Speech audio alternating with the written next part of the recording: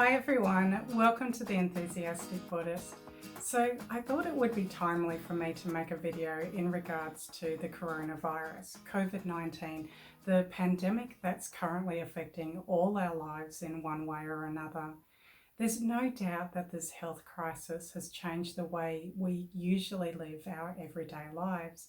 And due to the ever-changing nature of this crisis, it's understandable that many of us are feeling some level of fear and uncertainty. It's likely we might be worried about our health and the health of our loved ones, or worried about losing our job and having enough money to pay the bills.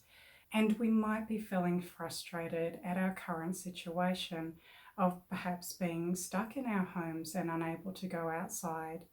Whatever our circumstances, no doubt we are finding this a challenging time. So how can the Buddha's teachings help us during this time? Well, I'm glad you asked. One of the most important teachings in Buddhism is that although we might not have control of what's happening in the external world, if we can control our internal world, such as our thoughts and our reactions to things, this can allow us to find peace and happiness even among the chaos. As the Buddhist teacher Pema Chodron points out, it isn't the things that happen to us in our lives that cause us to suffer. It's how we relate to the things that happen to us that causes us to suffer.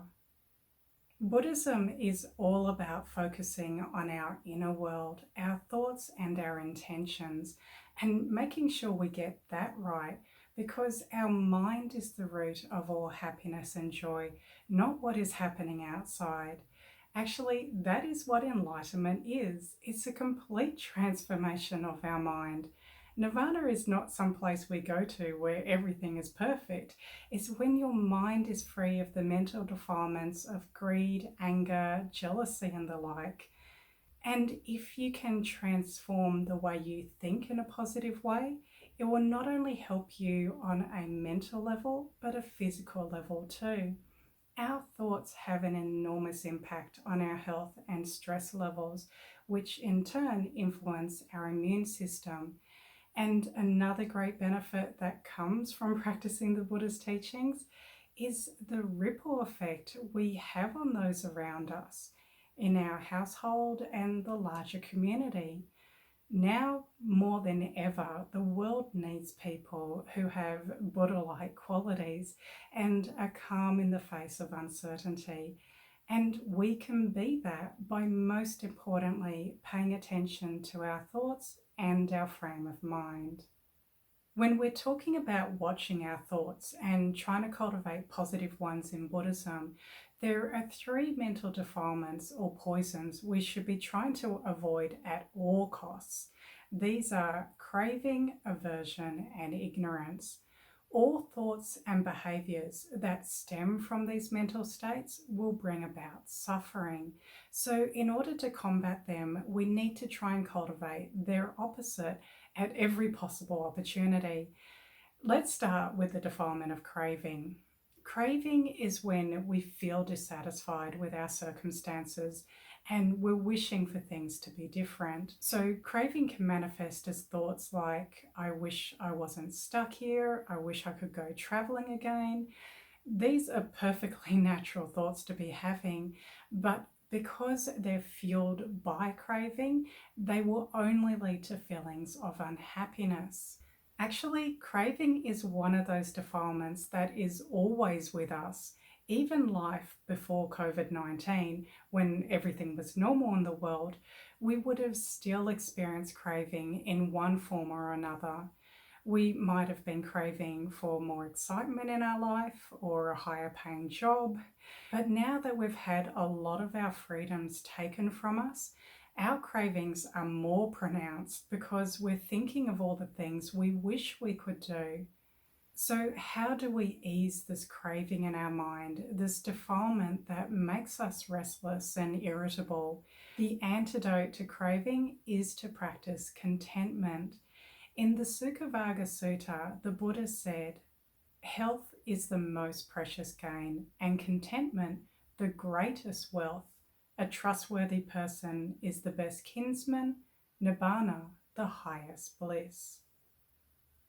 The Buddha calls contentment the greatest wealth, meaning that when you have contentment, it is the best treasure. You won't feel like you're missing out on anything.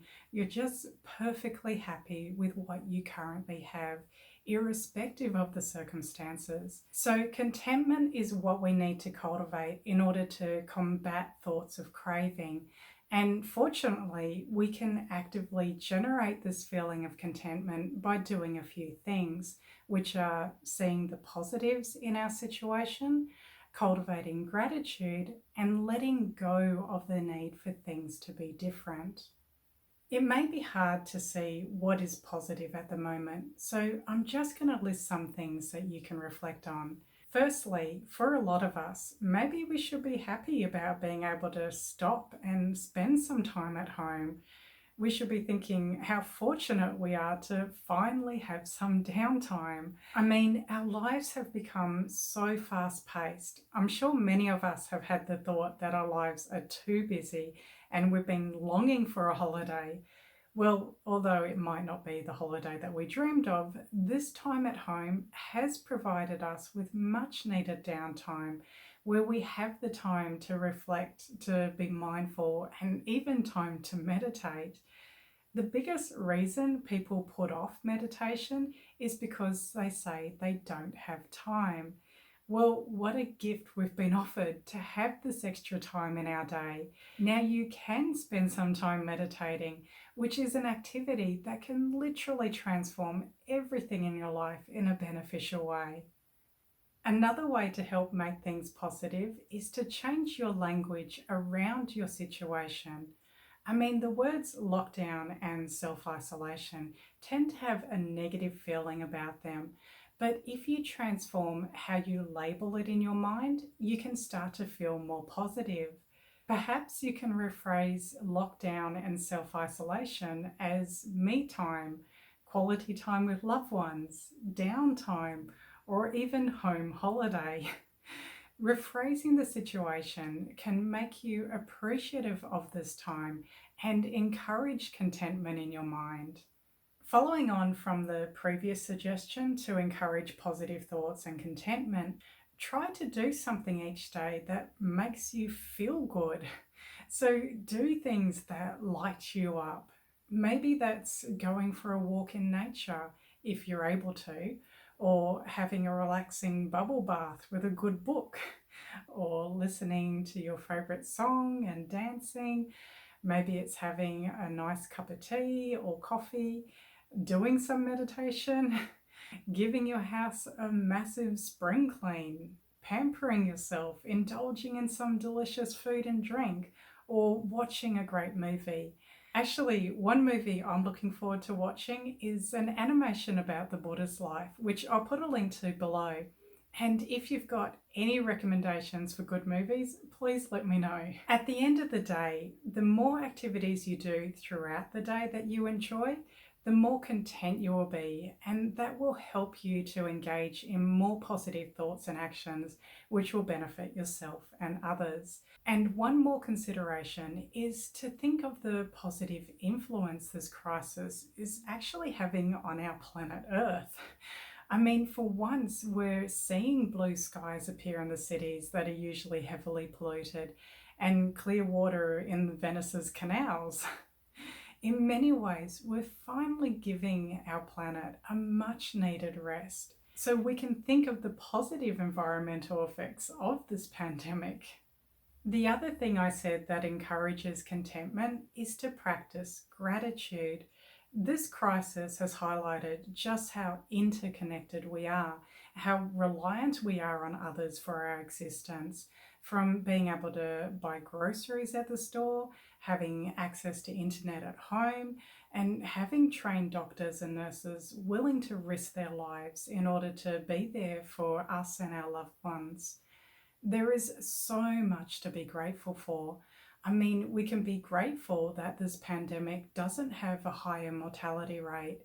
Apparently, 80% of people have mild to moderate symptoms that don't require hospitalisation. Imagine if it was the other way around and 80% of people needed to be hospitalised. And thank goodness we're only dealing with one pandemic, not two or three simultaneously. And no matter what our circumstances, even if we've just lost our job, we can still compare our lives with others worse off and find things to be grateful for. Maybe we've lost our job, but at least we're not dealing with electricity outages and unsafe drinking water at the same time. So, just to summarize, practicing gratitude and cultivating positive thoughts about our situation will increase our feelings of happiness and contentment, which will specifically combat thoughts of craving, which would otherwise bring us unhappiness. And I highly recommend starting your day with positive thoughts and thoughts of gratitude as soon as you wake up, as this can definitely set the tone for the rest of your day. And I said at the beginning that another way to combat craving is to let go of the need for things to be different. Well, the way to practice this is exactly how it sounds. You need to let go of your desires that can't be currently fulfilled. I mean, there's a lot that is outside of our control at the moment. And if we can accept that and let go of our craving, then peace and contentment can arise. Okay, just to recap, we're talking about how you can practice the Buddha's teachings so that you can control your internal world, like your thoughts, during this pandemic, so that you can benefit not only yourself, but also those around you.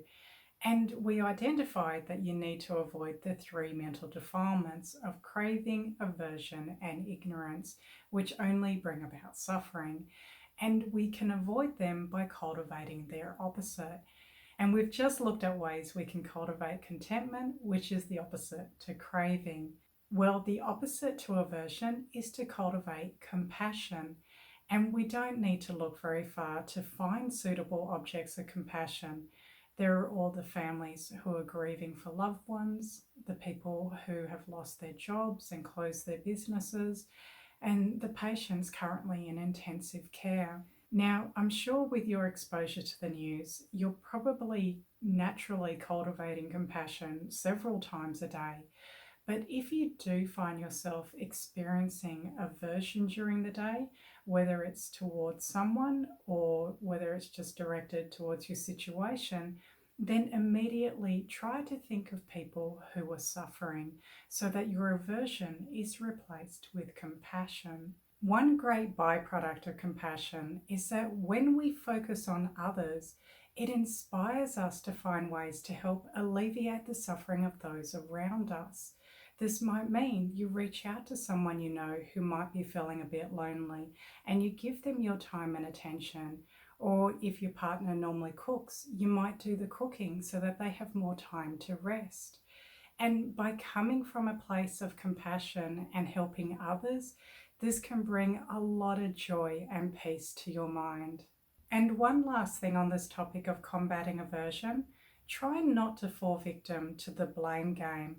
It might seem natural to want to blame our misery of this pandemic on a certain group of people, but as a follower of the Buddha, we should remember that holding anger to anyone, guilty or not guilty, ultimately only harms us more.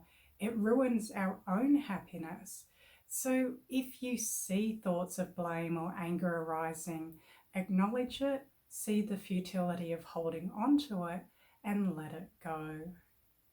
The last of the three defilements to avoid is ignorance, and the antidote to this is to generate thoughts of wisdom. So one of the first things we can do is to reflect on the teachings of impermanence. It's important to remember that our current situation and this current crisis is impermanent. Just as a lot has changed in our lives in the last 30 days, a lot can change again in the next 30 days.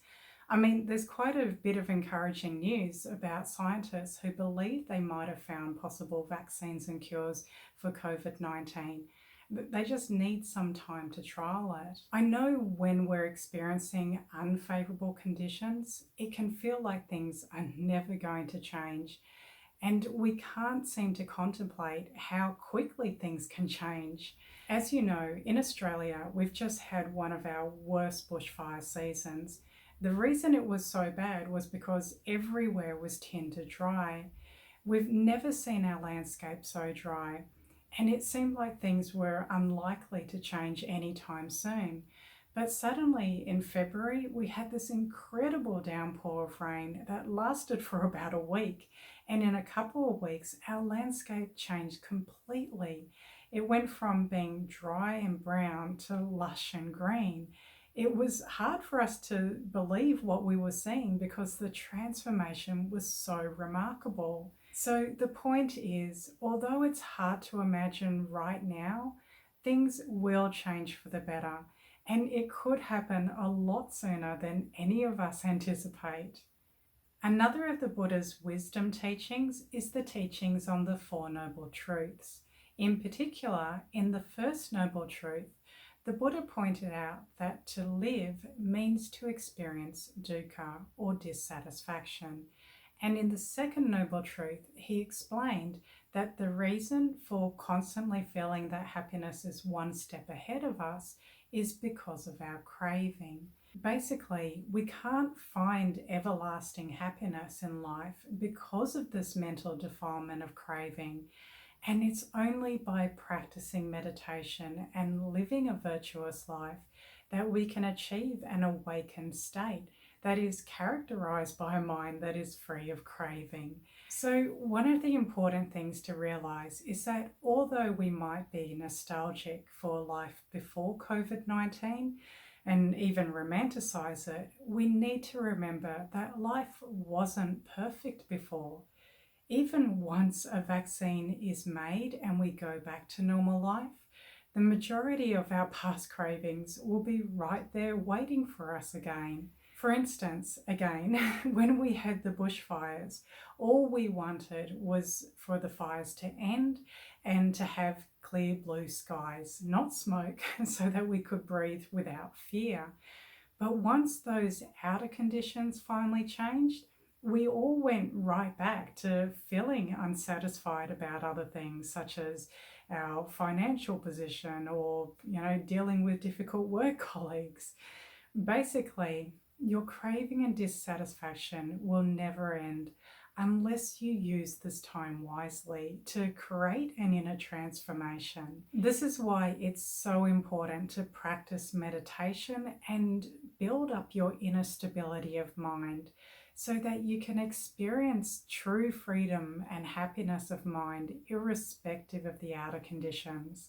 The last thing I want to mention is how crucial it is that we develop our heart during this pandemic. The world needs more people who have open hearts and who can help others and who care. I really love a quote from L.R. Nost, who said, "Do not be dismayed by the brokenness of the world. All things break, and all things can be mended. Not with time, as they say, but with intention. So go, love intentionally, extravagantly, unconditionally. The broken world waits in darkness for the light that is you." So this is an ideal time to practice metta meditation, also known as loving kindness meditation, and I'll put a link below to a guided metta meditation that you can do. Alright, so that's all I have to say about how we can transform our current experience of this pandemic so that we can become more Buddha-like, which will not only help ourselves but also others. So take care everyone, and I'll see you in the next video.